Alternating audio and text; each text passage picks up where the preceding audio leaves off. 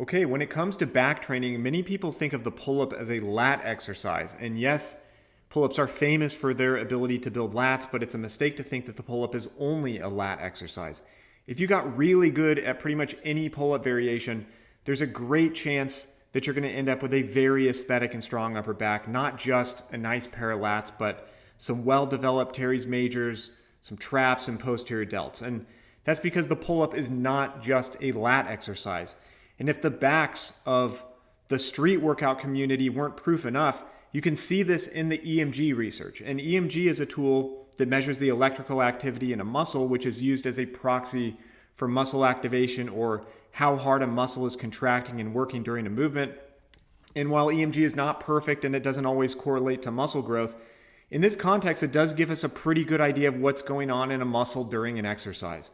And when researchers use EMG with pull-ups and chin-ups, they see a high level of activation in more than just the lats.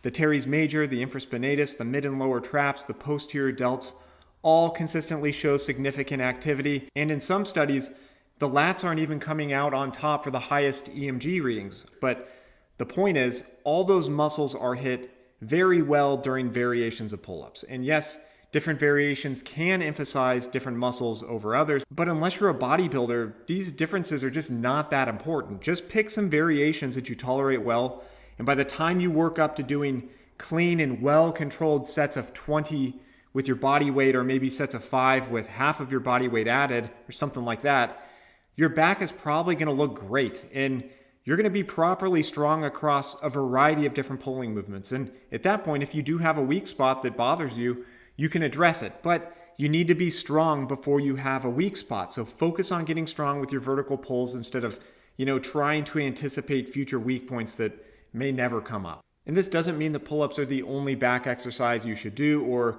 that they're going to give you the back of a pro bodybuilder, or things like rows and face pulls and reverse flies aren't great tools, because they absolutely are.